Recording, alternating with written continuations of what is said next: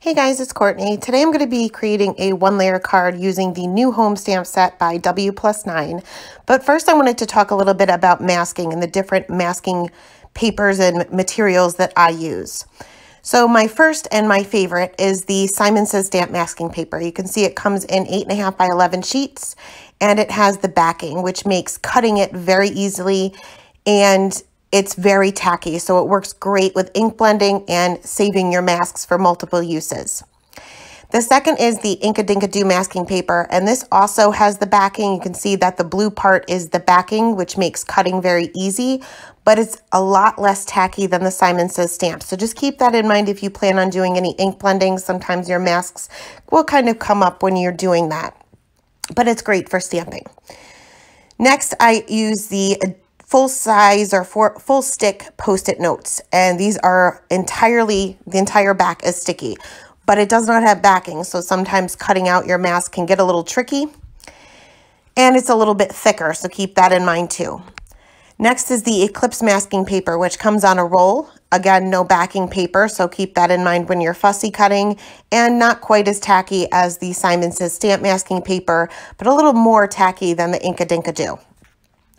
Last is the liquid Frisket, and I typically use this with a paintbrush for very teeny tiny areas or for any watercoloring. You can kind of see that it kind of gets a little bit gummy, and you won't want to shake this. You kind of want to twist and twirl the bottle before using it. So now that we kind of went over the different types of masking, we're going to do a little bit of masking for this one-layer card. So I have a piece of Neenah Solar White here. This is cut down to 5.5 by 4.25, and I'm kind of just laying out my stamps roughly how I'm going to have them as far as my scene goes. This is going to be a super simple scene because we're just using these stamps. So this way I know which masks I need to cut out or what images I need to cut out masks for, so I don't waste my time cutting out things I don't necessarily need. So I am going to use the Simon Says stamp masking paper for this, but honestly, any of them would do because I'm not doing any ink blending. So because I kind of know the layout of what what my card is going to be, I know that I'm going to need to create a mask for these little plants on either side of my door and the wreath, as well as the little planter that the plants are in, obviously. So I find that the easiest way to cut out the masks is I use these Fiskars scissors. I love them, and I find that fussy cutting is pretty easy with them, but I know there's a ton of scissors out there that you can use. But I cut my masking paper into smaller pieces, and then I move the paper with my less dominant hand while I keep my scissors pretty much straight with my dominant hand, which is my right hand. You can see I'm only cutting out the bottom portion because that's all I need for that particular image. And I'm not being overly careful here. These are leaves that are kind of sticking out everywhere, and I could fussy cut them out perfectly, but I'm not doing that in this case. If I was doing ink blending in the background, I certainly would take a little bit more time to do this, but I just need the basic outline of the image so that I don't have any overlapping lines when I do my stamping. So doing the same thing for the outside of the wreath, and obviously I want to cut the inside of the wreath too. So I'm going to cut straight through the wreath and then cut the inside out. So I'm going to have a little slit in the wreath, and that's fine. As long as the two pieces meet, once I put that down onto my card panel, it'll work out just fine. And you can even do this technique with fussy cutting. I know there's a lot of coffee stamps out there with mugs and like the inside of the little mug handle. Sometimes that can be a problem when cutting out masks. So just cut right through your mask. You'll have no problem. So we're going to move on to the stamping, and I'm going to have this sped up a little bit because I kind of took my time with this to kind of show you how I kind of get everything together.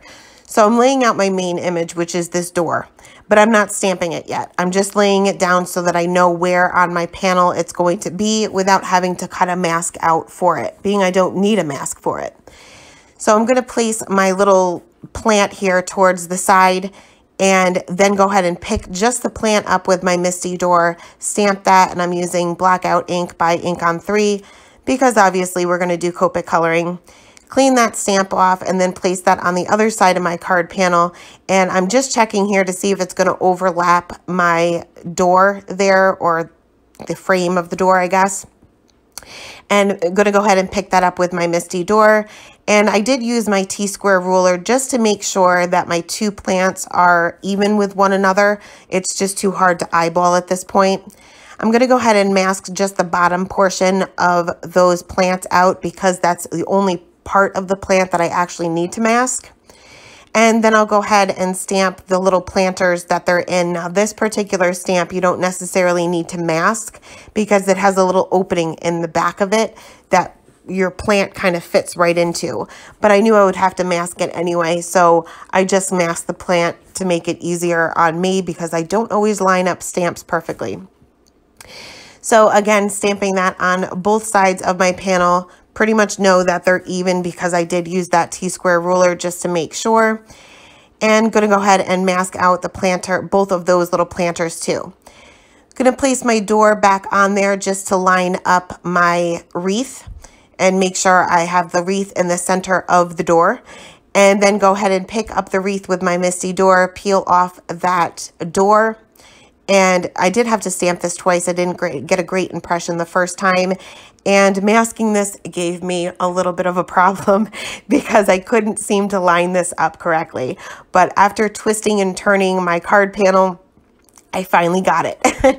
And the first time I got it wrong, had to peel it up and re-stick it down, but I finally got it. Finally, we're going to go ahead and line up the door back on there, making sure that the wreath is centered right in that window of the door. And then go ahead and stamp this. I did stamp this twice. I actually got a pretty good impression the first time, but because it's such a huge image, I did want to stamp it twice just to make sure I had that bold black outline like I did with the rest of the images. And the last image here is this little doormat or this welcome mat that will go right in front of the door. And you just want to make sure that you're stamping the smallest part, I guess, further back. I'm going to go ahead and carefully peel out my masks. Like I said, the Simon masking paper is fairly tacky, so I typically use just my scissors to kind of get it started, and then I'll peel the rest up with my fingers. And then we will move on to the Copic coloring. So again, I'm going to speed parts of this up because this is obviously a very long video, as you can see. I'm going to start off with my C1, and I'm using my T-square ruler just to kind of make sure that my little porch or whatever this would be is even on both sides. And then I'm going to go in with my C5 and kind of just trace along the edge of that door and the shadows for the little planters. And then I'll start flicking my color out. And I want to make sure that it's somewhat even as far as going down towards the bottom of the card panel. Even though this would be one solid color, the further an object is away, the darker it will appear. So I'm using the C5 and the C3. I'm not doing a whole lot of shading throughout this entire card. I'm pretty much sticking to 2 or 3 color combinations with the exception of the door itself. I think I used 4 for that. But next I'm taking my C3 and I'm just blending those areas out, and I'm filling in the rest of my little porch here. And now this would be cement naturally. So I wanted to give this a little texture. So I'm taking a little alcohol rubbing pad here that you can get in like a first aid kit or in the pharmacy. And I'm just bunching this up and kind of just patting that all throughout where I just colored. Keep in mind, this is alcohol, so it's going to make your color bleed onto the images that we haven't yet colored. Wait till it's dry, and you'll know that it's dry because your card panel won't be cold. It won't actually feel wet when the alcohol ink is still wet. It will just feel cold to the touch. So I'm just taking my colorless blender and kind of fixing up some of those areas that kind of bled onto the images that I have yet to color. So if you're going to do this technique, you definitely want to make sure that you do this first before you waste your time and color all those other images and have this color bleed onto them. So next I'm going to go ahead and color the frame of the door, and I want this to appear white. So I'm just going to be using my C3, my C1, and my colorless blender, going in with the C3 just to create my shadows. So underneath that top frame of the door, that's going to cast a shadow, and then a little bit on the left-hand side of each of the windows on the side, and underneath that top frame would also cast a shadow. I'm pretty much going for a top right-hand side light source, I guess, if I had to choose one. But honestly, for an image like this, it doesn't matter too much. I did also create a shadow around or on the left side of the door just to give it a little dimension. Going to extend those lines out a little bit with my C1, and you'll see here that I have my marker pretty much tilted to the side, which means I'm using the side of the nib so I get a more wider coverage, but I'm going right over where I put that C3. And then finally, I'll go in with my colorless blender, and I'm going to kind of go over the areas that should have the highlight and kind of tone down the harshness of the C1 and the white, where the area is still white. I don't have a C0 or C00, which I don't even know if it exists. So my C1 is my lightest gray color. So I just typically use my colorless blender to get rid of those harsh lines. So next we're going to create the siding on the side of the house. So I'm using the grid mat on my cutting mat here to make sure that each one of my lines is evenly apart. And I'm using my W5, which will be my darkest color, and my ruler here to make sure that my lines are even straight across. And I'm just creating a line, and these are 1/4 of an inch apart, and I'm going straight across. I'm working pretty quickly with just the tip of my marker. The longer you leave that marker down on the paper, the blobbier, if that's a word, it's going to appear. So you want to kind of move quickly so that your lines are pretty thin, I should say. I am with the W5 going around my little plants here, but as I blend this out, I'm going to go right over them because they're lighter colors and I can color over them. Moving on to the W3, I'm going to go right over that W5 and just extend it out a little bit down, or a little bit further down, I guess, the card panel. And I'm using more of the side of the nib again, making sure that my line is a little bit wider than it was for the C5. I am kind of going around the plant here, but if I get a little bit on there, I'm not too worried about it because I know my greens will be darker. Next, going in with the W1, definitely using the side of my nib here. You can see how far down or how almost flat the marker is because I'm using the side, and I'm just extending that out even further, still leaving some white space. And again, the W1 is the lightest warm gray marker that I own. So I am going to take that colorless blender and kind of go over the same areas, working my way up towards the darkest part to kind of get rid of those harsh lines. I find that the W1, in comparison to the C1, it is a lot darker. So you're definitely going to get some of those harsh lines if you don't have a lighter warm gray. So using the colorless blender will solve that problem. But keep in mind that it does kind of saturate the paper. So give it a minute or two to dry, and you'll notice that your results are going to be a little bit different a minute or two from now than they are right now, as that alcohol kind of separates or blends out that color that we have. So for the windows, I'm just going to create some flicks, I guess, with just the tip of my marker with the B72, just to kind of give a reflection to the windows. And then I'm going to take the BG70, which is super light. It's almost barely noticeable. If it wasn't against white, you really wouldn't even notice that it has any color at all. But I'm just going to go ahead and fill in those windows. I'm going directly over those little flicks that we had created with the BG72, which will kind of tone them down and kind of spread them out a little bit. So you can either do that first or last, depending on how vibrant you want your little reflections to be. So next we're going to move on to the door itself. So I'm starting off with the lightest color, which is the B93, and I'm just laying out my darkest areas. So I'm going to do my shading originally just off to the left, and then I ended up creating some shading off to the right as well. And for this little part, which I don't know what it's called, but it's the part of the door where it's kind of like indented in, I'm going to create some shading in that, with that, in just the center of that rectangle, and then on the outer edge of the frame part of it with the B99.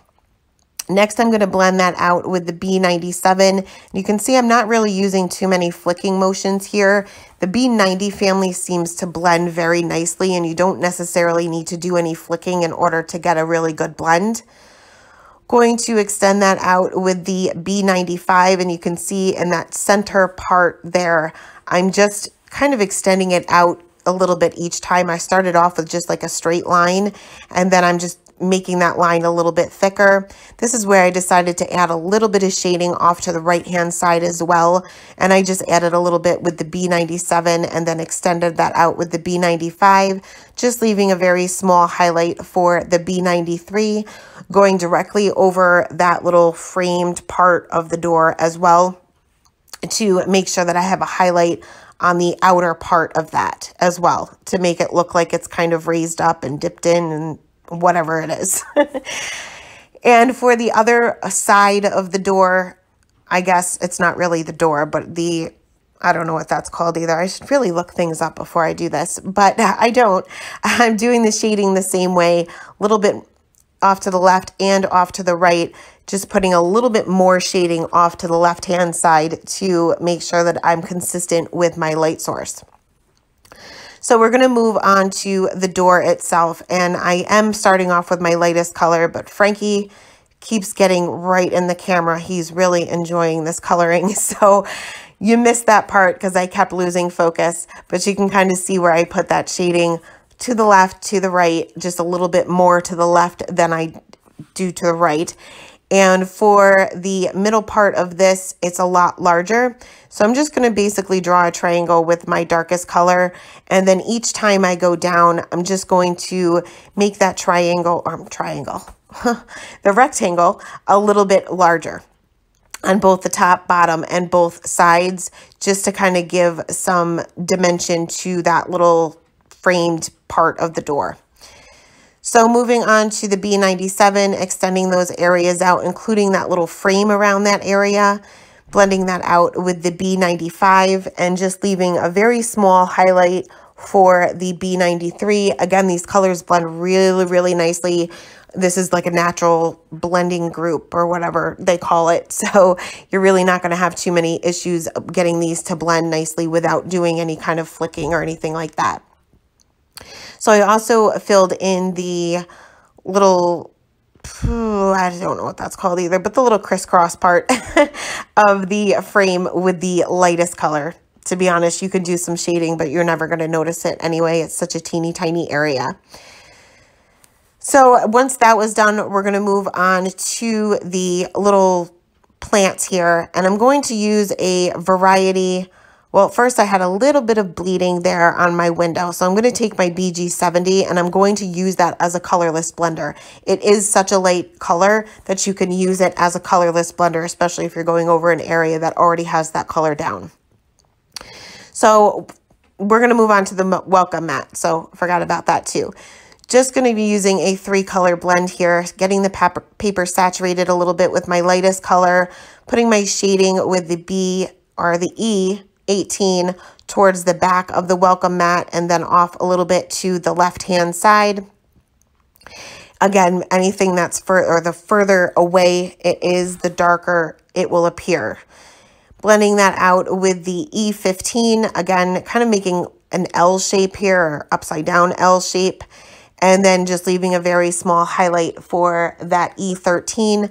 Again, I kind of went out of the lines here, so going to bring in one of those C markers that I used for my porch and using that as a colorless blender, just kind of pushing that color back to where it needs to be. So now we are going to actually move on to the little plants. And I'm going to use a variety of green markers here, and I'm just kind of randomly filling them in. You'll see that I use 4 different greens, and I'm not doing any shading for these little teeny tiny leaves on these particular plants. I'm kind of just randomly picking some with the G28, the G09. I'll be using the G03 and the YG03 just to kind of get a little variation with my leaves, but not have to do any shading. I will do pretty much the same thing for the wreath, but I will do a little bit of shading with that just because those leaves are a little bit bigger. Once I had that lightest color down and I'm pretty much just filling the rest of those in, whatever's left over, I'm going to take my E37 and fill in the little, I don't think it would be a branch, but whatever the middle part of it would be. It's not really a stem, but whatever. I'm filling that in solid with the E37 and then using the E30 markers to color in the planter, laying down my lightest color where my darkest areas will be, which will be off to the left-hand side and where it's kind of coming from behind the plant. Blending that out with the E33 and then finishing off again with the E31 just off to the right-hand side. Color the other planter and the plant the same exact way. And for the little doorknob here, I just used kind of like a golden color to fill that in solid. And now we're going to go ahead and color this wreath. So I'm using the same color combination with the exception I'm bringing in YG01. I am picking just random leaves, but I am doing just a 2-color blend on them. So first I started with the G28 and just added a little bit to the base of some of the leaves, then blended that out with the G09. While I have that G09, I'm going to use that as the darkest color of the next set of leaves I do, and then blend that out with the G03. Then the G03 will be the darkest color. You get where I'm going with this. So once I got down to the YG03, I did have quite a few leaves left. So I ended up bringing in the YG01. And this will help kind of brighten everything up and make this a little bit different than the other 2 plants that we had colored. So once my coloring was done, I'm going to go ahead and stamp this welcome down with black dye ink by Simon Says Stamp. And this will go directly on my little welcome mat. And the rest of my sentiment I'm going to put on the inside of my card. So I'm using my grid mat here to make sure that my sentiment is lined up. I'm going to pop that onto my acrylic block and get my card base out here and stamp that with the same Simon Says Stamp dye ink right there in the center. Now you can add a panel to the inside of your card too with an image that you can color, but I decided to keep this nice and simple. I took my Tombow Mono Multi Glue to adhere my main card panel right down flat to my card base, and finally added a little bit of the Nuvo Aqua Shimmer pen just to the windows to make those a little bit sparkly, but kept this pretty simple. That is it for today, guys. Thank you guys so much for stopping by and have a great day. Bye.